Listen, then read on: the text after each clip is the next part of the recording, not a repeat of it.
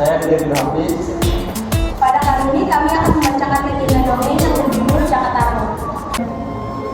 Ada seorang dulu, seorang pemuda yang bernama Jakarta tinggal bersama ibunya yang bernama Mbak. Sedangkan ayah Jakarta Road sudah lama meninggal. Jakarta Road dan Mbak memenuhi kebutuhan sehari-harinya dari bertani di sawah. Lalu di suatu malam, Jakarta Road bermimpi bertemu dan menikah dengan seorang perempuan yang sangat cantik, bahkan seperti seorang bidadari. Saat Jakarta Road terbangun, dia tersenyum dengan mimpinya semalam. Hingga di siang hari, Jakarta Road masih memikirkan mimpi indahnya itu. Jakarta Road duduk di halaman rumahnya sambil termenung bahagia. Mbok Mila pun merasa bingung dengan apa yang sedang dipikirkan anaknya ini. Apa yang sedang dipikirkan anak, kayaknya Mbok Mila penasaran. Namun, Jakarta Road masih termenung dan seperti tidak mendengar pertanyaan yang dilontarkan oleh ibunya itu. Mbok Mila pun berpikir, mungkin Jakarta Road sedang memikirkan seorang perempuan yang ingin dia nikahi. Akhirnya, Mbok Mila berniat untuk menjadikan Jakarta Road seorang istri dari desanya. Di hari itu juga, saat Mbok Mila sedang berada di sawahnya, Pak Ranu, pemilik sawah sebelah memanggilnya. Pak Ranu bertanya, apakah Jakarta Road sudah menikah atau setidaknya sudah memiliki rencana untuk menikah? Mbok Mila pun berkata, tidak ada. Ia pun juga merasa sedikit bingung mengapa Pak Ranu menanyakan hal itu padanya. Ternyata Pak Ranu berniat untuk menjodohkan Jakarta Road dengan anak perempuannya, Laraswati. Mbok Mila pun terkejut dan senang saat yang tersebut, karena anak Pak Ranu adalah gadis yang baik hati dan mengerti. Tapi sebelum dia menerima tawaran Pak Ranu, Mbok Mila merasa ia harus bertanya dan memastikan dulu kepada anak. Pak Ranu pun memahami perkembangan Mbok Mila. Sesampainya di rumah, Mbok Mila berniat untuk langsung menanyakan hal tadi pada anaknya. Namun, ia mengurungkan niatnya karena ia takut anaknya tersinggung atau ternyata Pak Ranu sudah memiliki calon. Hanya saja belum memperkenalkannya. Akhirnya, Mbok Mila menunda melontarkan pertanyaan itu hingga berhari-hari kemudian. Hingga ia pun lupa. Jakarta Road adalah seorang pemuda yang senang dan handal berburu seperti ayahnya dahulu. Lalu, pada suatu pagi, ia memutuskan untuk pergi berburu, bukan sawah. Jakarta Road pun mempersiapkan segala macam peralatan berburu yang ia butuhkan, seperti busur, panah, pisau, dan pedang. Setelah ia siap,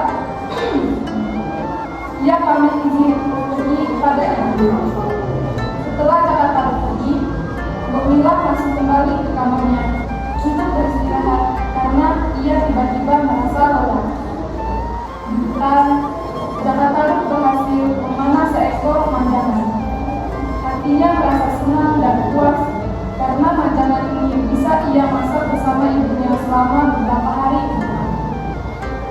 Saat ia sedang berjalan pulang, tiba-tiba ada seekor macan itu yang memanggilnya.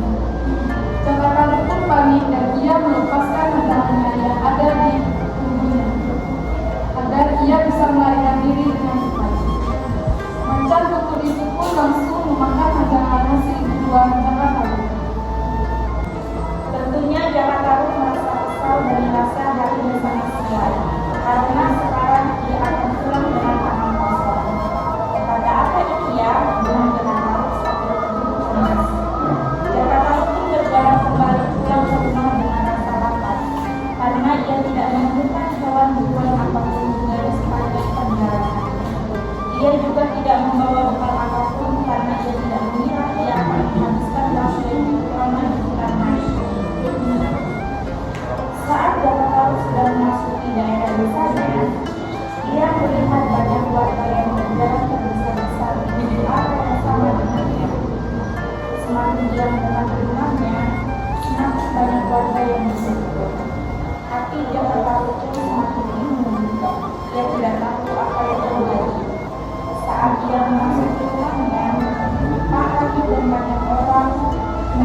indahnya untuk dikatakan dia harus bersabar dan menerima. Ternyata dia tidak tahu yang meninggalnya. Bob dengar sudah berbalik takut di teman-teman rumah mereka, tidak sabar lagi. Siapa tahu dia masuk berhanasnya mengisi ruangan. Siapa tahu hanya bisa menunggu melihat kesulitannya. Pak Anak bercerita bahwa yang meninggal pertama adalah istrinya. Namun, siapa tahu sama sebegitu hingga ia tidak meninggalkan ikatan mahal. Setelah ibunya dikebumikan dan semua orang sudah pulang, ia merasa sangat kesepian. Karena kini ia hanya tinggal sendirian. Siapa tahu dia merasa bersalah karena ia belum memenuhi keinginan ibunya, yaitu melihat anaknya menikah dan memilih. Di hari-hari selanjutnya, siapa tahu menghabiskan waktunya dengan berkumpul dan membayar kebutuhannya pada warga. Hanya dengan berburu kesadaran bisa mempengaruhi dirinya sendiri. Hingga pada suatu pagi ia sedang berburu dengan warna merasa ia merasa bosan karena ia tidak mendapatkan buah apapun. Karena merasa haus dan lelah, ia pun pergi ke arah telaga yang disebut dengan telaga Oyareni. Saat ia hampir sampai, ia mendengar suara beberapa wanita yang sedang berbincang sambil tertawa. Tapi ia berpikir mungkin ini semua hanya khayalan saja. Lagi pula tidak ada perempuan yang bermain di hutan kan. Namun suaranya semakin jelas dan semakin kencang saat siapa tahu mendekati telaga.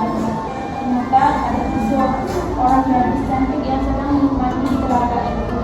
Siapa tahu bukan main dan ibunya beruntung saat kencang sangat kencang. Siapa tahu memperhatikan satu persatu gadis di telaga itu.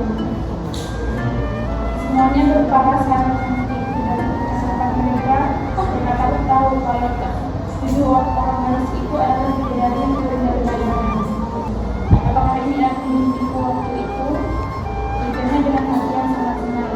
Siapa tahu melihat tumpukan pakaian bidadari di atas sebuah baju.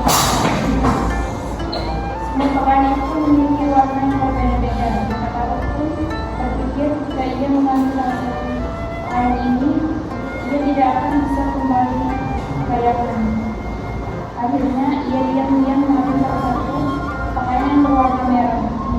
Saat mendekati terbenamnya matahari, para bidadari ini ingin kembali ke kayangan. Namun salah satu bidadari tidak bisa mengambil pakaiannya. Keenam, bidadari yang lain mencoba membantu mencari pakaian tapi tidak juga berhasil. Dari kejadian ini kita harus mendengar bahwa bidadari yang bajunya ia ambil pertama Ramulan menang sekali karena tanpa pakaian dan kehendaknya ia tidak akan bisa kembali ke kayangan. Dengan terpaksa karena bidadari yang lain harus pergi meninggalkan Ramulan karena hari akan semakin gelap.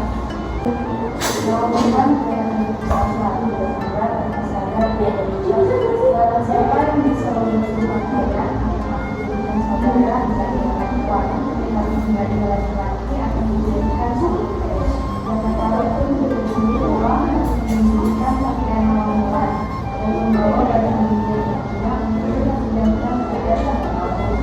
Setelah sampai ke masa telaga, siapa tahu pun mengambil dari Ramulan dan memberikannya pakaian. Setelah melakukan pakaian, dia mengambil janji yang besar. Dia akan menikah dengan baru. Setelah mereka pun membawa selama dan mereka bisa memiliki seorang anak yang memberikan makan sama istri. Sejak juga, siapa tahu akhirnya bisa mendengar kebahagiaannya kembali. Tapi ada satu hal yang masih mengganjal pikirannya. Dia merasa heran mengapa pada dirinya mereka tidak berkembang dalam hidup sebaik lagi. Bahkan, kami yang dibawa secara terlalu membuatnya mereka tidak mengerti. Lalu, suatu pagi saat mau ingin pergi ke sungai, dia menitipkan anaknya pada bayi baru. Dia juga mengingatkan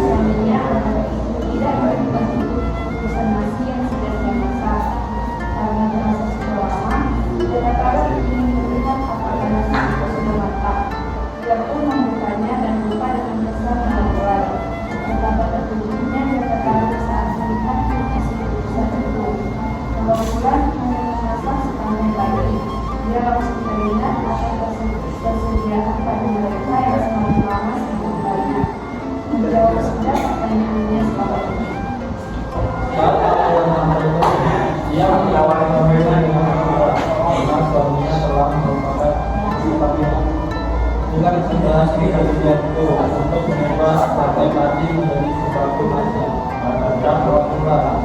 Mulai saat itu, Rawangula harus menunggu nasi untuk dimasak dan suaminya harus menyediakan mesin untuknya. Sejak hari itu, persediaan bagi mereka semakin lama semakin sedikit. Bahkan sekarang pagi itu tinggal berjalan di depan umum. Seperti biasa, di pagi selanjutnya, Rawangula berhubungnya terletak di lapangan basah untuk mengambil padi. Ketika sedang menarik basah, bahkan padi yang bersisa sedikit itu, Rawangula merasa tangannya memegang sesuatu yang masih. Karena masalah, Rawangula terus menarik dari itu. Wajah Rawangula seketika pucat karena terkejut benda yang baru saja berhasil dikiranya adalah maju dari yang berganya dan berwarna merah. Rawangula merasa kecewa dan marah pada Dekataru karena ia merasa sudah tipu selama ini. Saat ia bertemu Dekataru, ia memutuskan untuk kembali ke dagangan dan meninggalkan suaminya mati. Namun, Rawangula tidak akan melupakan anaknya.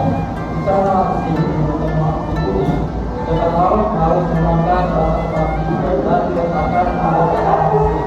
Kemudian, dengan syarat Dekataru tidak boleh ada di dekatnya. Dekataru hanya bisa meratapi ini.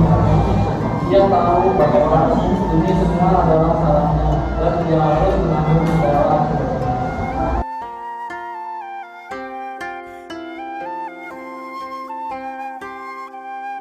Sekian dongeng dari kelompok 5. Kami ucapkan terima kasih. Wassalamualaikum warahmatullahi wabarakatuh.